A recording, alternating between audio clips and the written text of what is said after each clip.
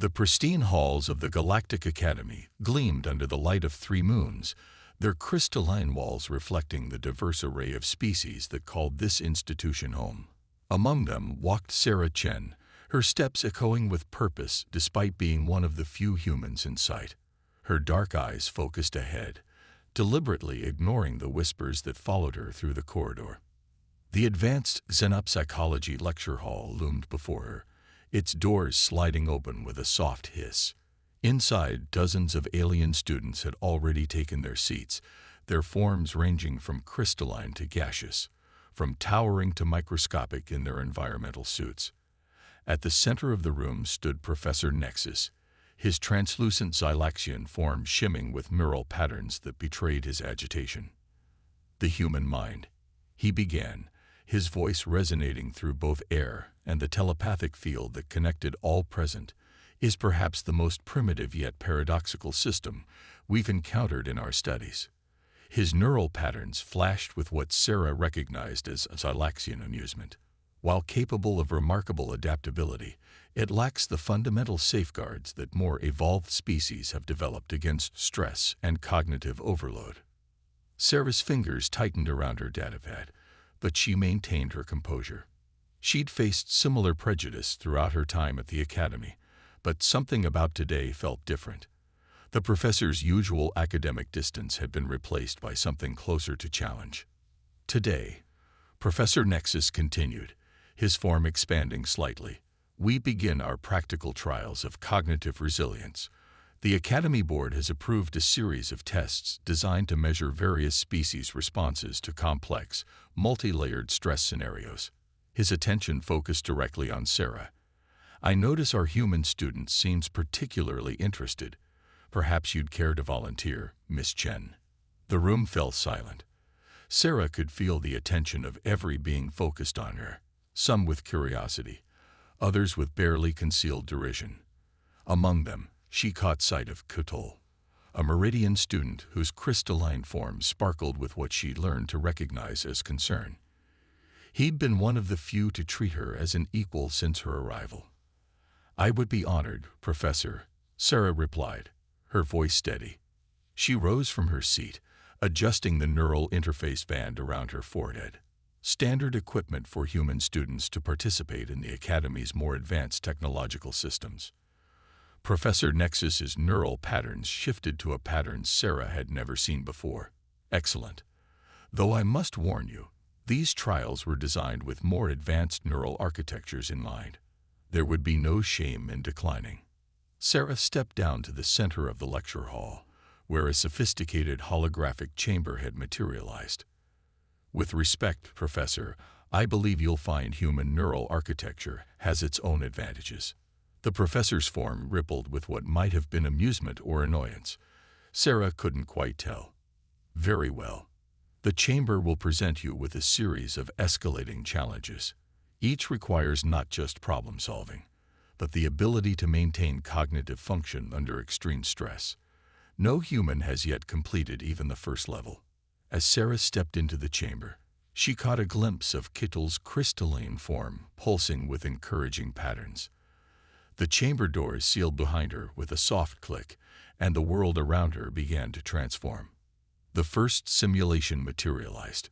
She found herself aboard what appeared to be a damaged starship, multiple systems failing simultaneously, and a complex alien device counting down to what she assumed would be a catastrophic failure. But as she surveyed the chaos around her, Sarah smiled slightly. The professor had made one crucial mistake in his assumptions about human limitations. He'd never considered that stress itself might be a tool rather than just an obstacle.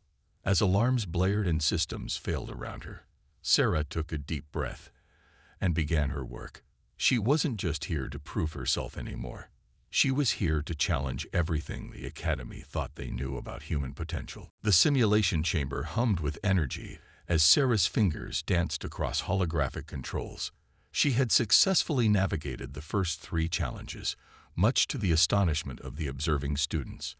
Through the chamber's translucent walls, she could see Professor Nexus's neural patterns flickering with increasing intensity.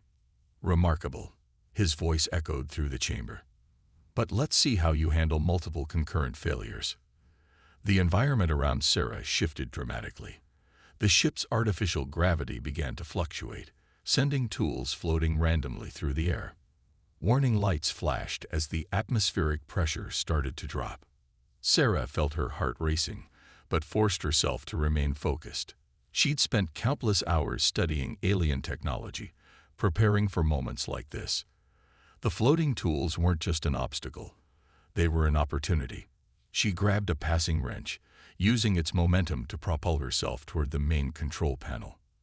Notice, Professor Nexus addressed the class, how the human subject's stress levels are approaching critical thresholds.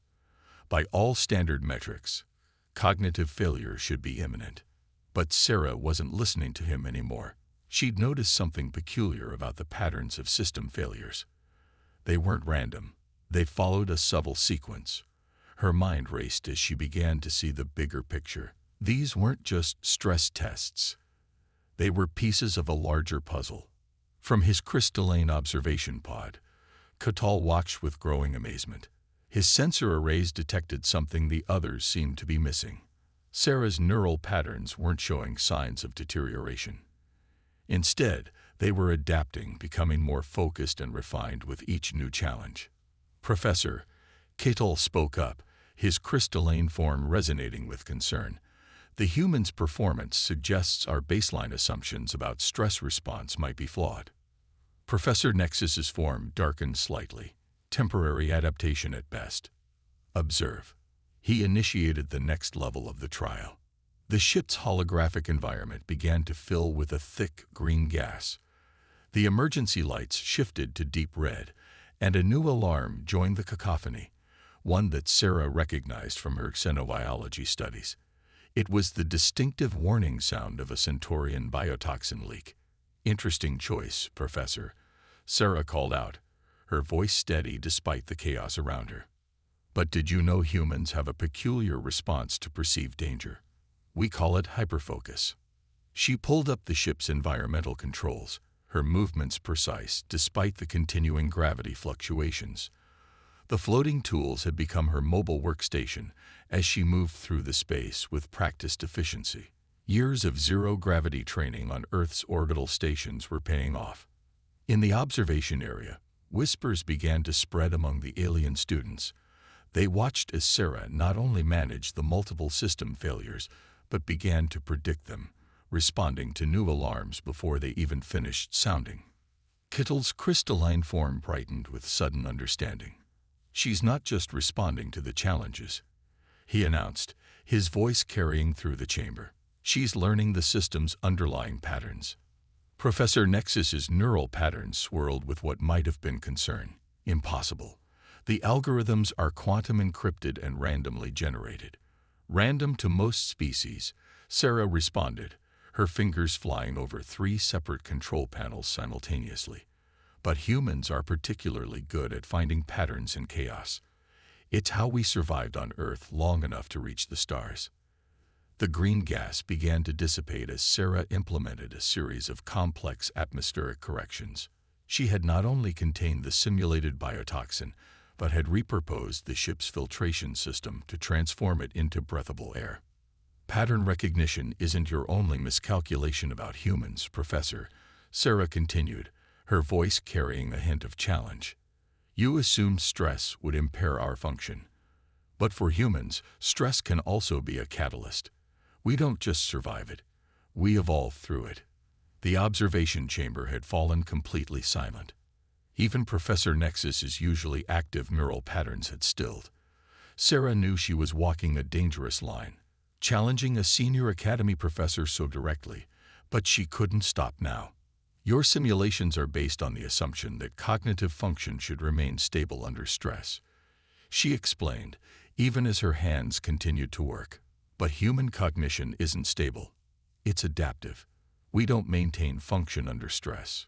We transform it." As if to prove her point, Sarah began to implement solutions to problems the simulation hadn't even generated yet, anticipating the system's patterns and countering them before they could manifest.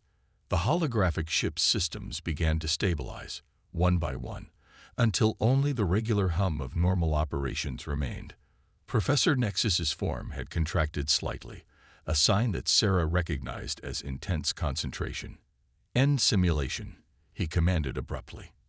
The holographic environment dissolved around Sarah, leaving her standing in the center of the chamber, surrounded by astonished observers. "It seems," Professor Nexus announced, his voice carrying an unfamiliar tone, "that we may need to reevaluate our understanding of human cognitive adaptation." He turned to address the class directly. "Miss Chen has demonstrated something unprecedented. Not merely survival under stress, but transformation through it." But Sarah wasn't celebrating her victory. During the simulation, she'd noticed something in the system's code, fragments of data that seemed out of place in a simple academic exercise. As she stepped out of the chamber, she caught Catal's eye. His crystalline form pulsed with a pattern that confirmed her suspicions. These tests weren't just about academic research. Something much bigger was happening at the Galactic Academy, and Sarah had just proved herself capable enough to be a threat to whatever it was. The Academy's archives were eerily quiet during the night cycle. Sarah sat bathed in the soft glow of multiple holographic displays, her neural interface band connecting her to the Academy's vast data network. Beside her, Catal's crystalline form provided additional illumination as he helped her sift through encrypted files. "There," Sarah whispered, pointing to a string of code she'd recognized from the simulation. "That's the same signature I saw during the stress test. But why would a simple academic exercise need military-grade encryption?" Catal's surface rippled with concern. "These protocols match Galactic Defense Force specifications. Professor Nexus shouldn't have access to them, even with his academic clearance." Sarah leaned back in her chair, connecting the pieces. The random system failures in the simulation had been too precise, too targeted. They weren't testing generic stress responses. They were probing for specific reactions to military scenarios. "Someone's gathering data," she said slowly. "Not just on humans, but on every species in the Academy. The stress tests are a cover." Catal shifted his crystalline structure to create a secure energy field around them, preventing any surveillance. "The question is, why?" "The peace accords prohibit military research at academic institutions." Sarah pulled up more files, her fingers moving swiftly across the holographic interface. "Look at these test parameters. They're not just measuring our breaking points, they're mapping our cognitive architectures under extreme conditions. It's like they're building a blueprint of how different species think."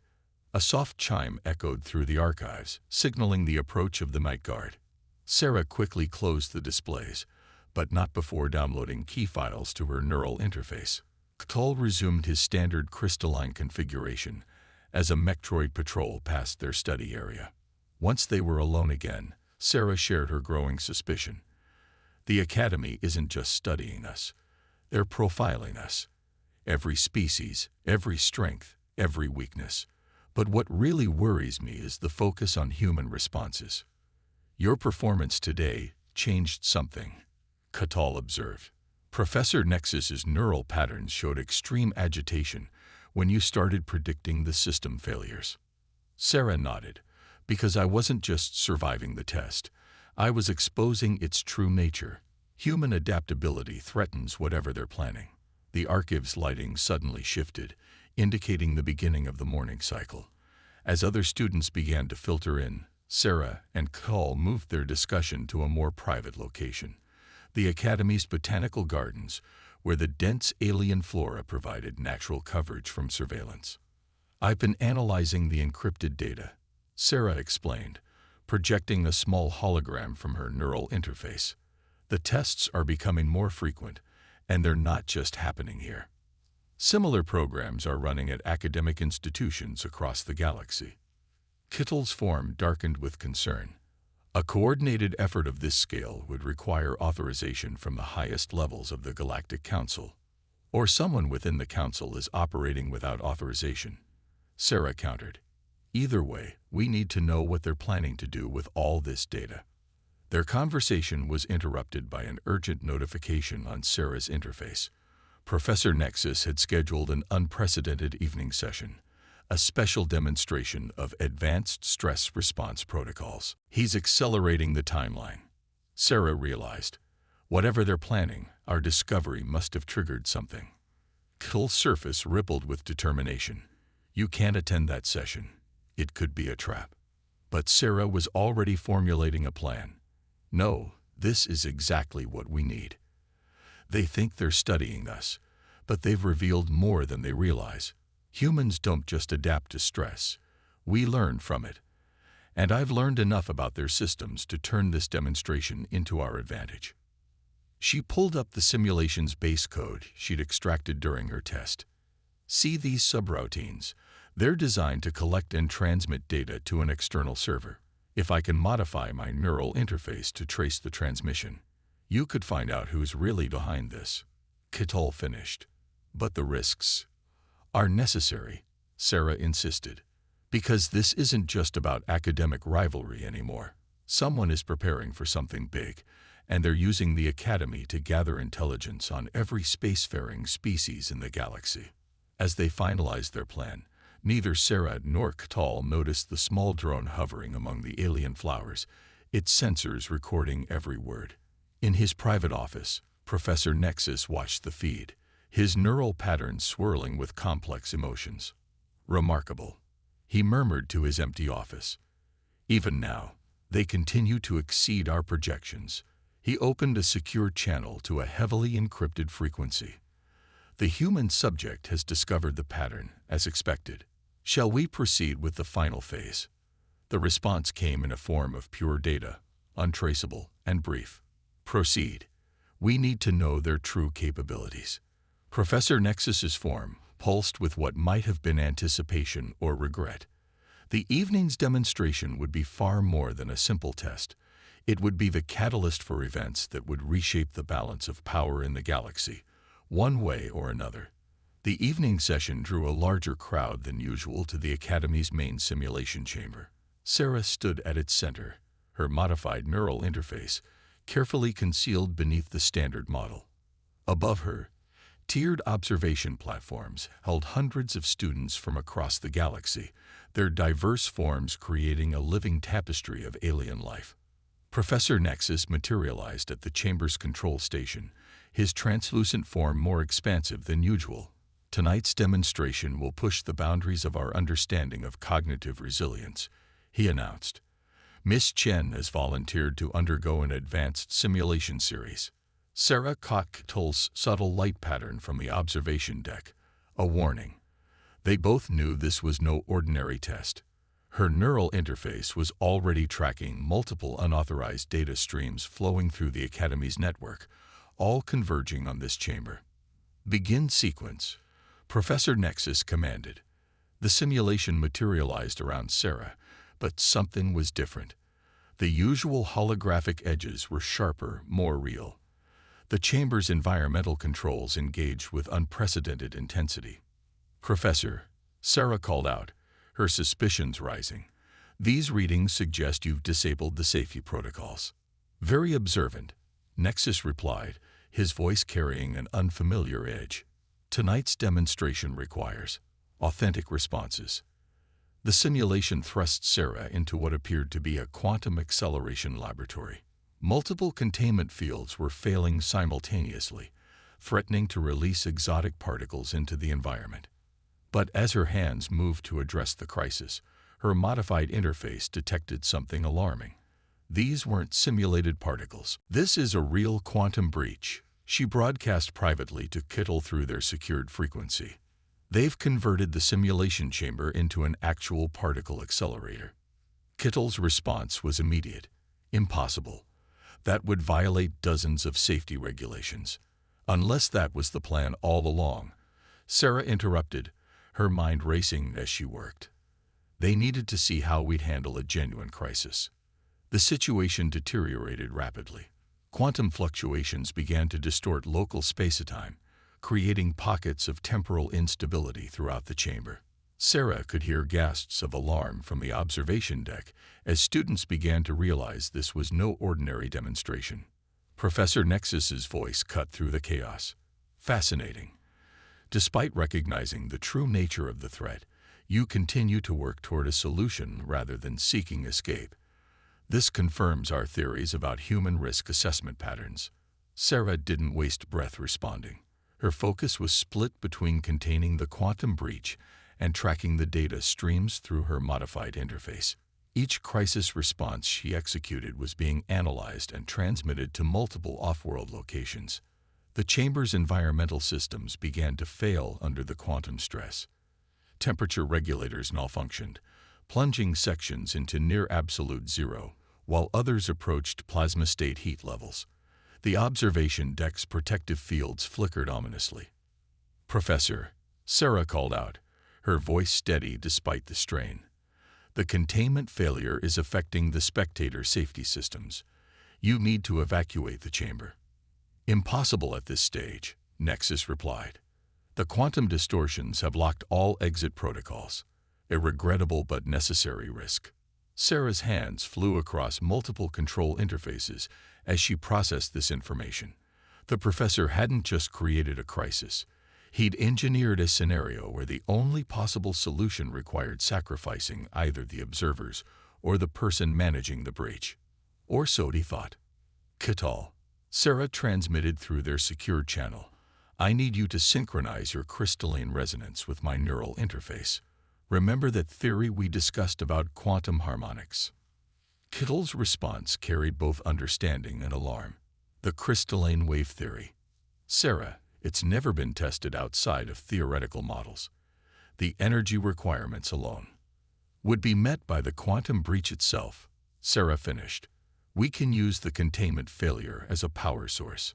While maintaining her work on the failing systems, Sarah began rerouting power through specific pathways in the chamber's grid. Her neural interface, sensed with Catal's crystalline frequency, created a complex resonance pattern that began to interact with the quantum fluctuations. Professor Nexus's form flickered with sudden concern. "These energy signatures, what are you attempting?" Sarah allowed herself a small smile. "Something uniquely human, Professor. We call it thinking outside the box."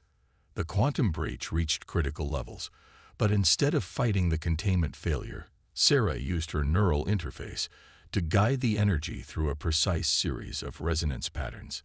Catal's crystalline form began to pulse in harmony with the quantum fluctuations, creating a cascading effect throughout the chamber. "Impossible," Nexus exclaimed, his form contracting in shock. "You're using the quantum distortions to generate a self-stabilizing containment field." "Not quite," Sarah replied, her fingers dancing across the final sequence of commands. "I'm using them to reveal the truth." The energy pattern peaked, and for a moment, reality itself seemed to bend. When it stabilized, the quantum breach was contained, but something else had changed. The chamber's hidden data collection systems had been exposed, their encrypted transmissions suddenly visible to every observer in the room. In the stunned silence that followed, Sarah turned to face Professor Nexus. "Now," she said, her voice carrying across the chamber, "perhaps you'd like to explain to everyone why an academic institution is running military-grade intelligence-gathering operations on its own students." The Academy's Grand Council chamber had never been so crowded. Representatives from every major spacefaring species packed the tiered seats, their attention focused on the central platform where Sarah Chen stood beside Catal. Professor Nexus floated in the defendant's position, his usually brilliant form dimmed with resignation. "The evidence is irrefutable," announced High Chancellor Vex, her multifaceted eyes scanning the holographic displays showing the encrypted data streams Sarah had exposed. The Academy's stress response program was a cover for an unauthorized military intelligence operation. Sarah stepped forward, her neural interface projecting detailed analysis of the gathered data. The program wasn't just collecting information about stress responses, she explained. It was mapping the fundamental decision-making patterns of every species under crisis conditions, the kind of data that could be used to predict and manipulate reactions during a conflict. Murmurs rippled through the chamber as representatives began to grasp the implications. Professor Nexus's form pulsed weakly as he finally spoke. "You misunderstand our purpose," he said, addressing the assembly. "We sought to prevent conflict, not enable it. Our studies showed that interspecies tensions were rising. War was becoming inevitable. We needed to understand how different species would react in a crisis to develop effective containment strategies. And who gave you the authority to make that decision?" Catal's crystalline form resonated with controlled anger. "To experiment on students who trusted you. The road to catastrophe is paved with noble intentions," Sarah added, her voice firm but compassionate. "But you forgot something crucial about crisis response, something that humans learned long ago. The best way to prevent conflict isn't to control how others react, but to understand how we can work together." She gestured to the data displays, which now showed recordings from the quantum breach incident. "Look at what actually happened during your ultimate test. When faced with a real crisis, students from different species didn't panic or turn against each other. They collaborated. While Catal and I were containing the breach, meridian crystalline formations were reinforcing structural integrity. Silaxian neural networks were coordinating evacuation patterns. Avarian energy manipulators were stabilizing environmental systems." High Chancellor Vex leaned forward, her interest evident. "You suggest that the very crisis meant to prove our vulnerabilities instead demonstrated our strength." "Exactly," Sarah replied. "Professor Nexus's experiments were based on a fundamental misconception, that stress and crisis inevitably lead to conflict. But what we've seen, time and time again throughout history, is that shared challenges often bring out the best in sentient beings." The chamber erupted in discussion as representatives debated the implications. Sarah noticed something changing in Professor Nexus's form, the neural patterns shifting from resignation to something like wonder. "We were so focused on preventing the worst outcomes," he admitted, "that we failed to consider the possibility of better ones. Your response to the quantum breach, it wasn't just about technical skill. You turned a potential catastrophe into an opportunity for understanding." High Chancellor Vex raised her appendages for silence. "The Council has reached a decision. The unauthorized research program will be terminated immediately. However, Miss Chen's insights suggest an alternative approach." She turned to address Sarah directly. "Would you be willing to lead a new initiative? Not to study crisis response in isolation, but to develop programs that promote interspecies cooperation under challenging conditions." Sarah glanced at Catal, who pulsed encouragingly, then surveyed the chamber. She saw not just aliens but potential allies, each with unique strengths and perspectives to contribute. "I would be honored," she replied, "but with one condition, that we build this program on trust and transparency. No more hidden agendas, no more unauthorized tests. If we want to prepare for future challenges, we need to face them together." The council chamber filled with expressions of approval from multiple species. Even Professor Nexus's form had begun to regain some of its former brilliance. "There's an old human saying," Sarah continued, allowing herself a small smile. "The true measure of any society can be found in how it handles adversity. Today, we have a chance to prove that our greatest strength lies not in our ability to withstand stress alone, but in our willingness to support each other through it." As the council session concluded, Sarah found herself surrounded by students and representatives eager to contribute to the new initiative. Catal's crystalline form shimmered with what she had learned to recognize as pride. "You've changed things," he observed, "not just at the academy, but potentially throughout the galaxy." Sarah watched as various species began to intermingle, sharing ideas and perspectives with new enthusiasm. "Maybe that's the real lesson here," she replied. "Sometimes the most powerful response to stress isn't to overcome it, but to let it transform us into something better." High above the chamber, through the transparent dome, the three moons of the Academy world cast their light on the gathering. Their combined illumination created patterns of light and shadow that seemed to dance across the assembled beings, a reminder that in the vast expanse of space, the things that united them were far stronger than those that divided them. The stress tests that had begun as a tool for division had become a catalyst for understanding. And in that transformation lay the hope for a future where different species faced the universe's challenges not as competitors, but as allies bound together by their shared determination to overcome any obstacle through unity and mutual support.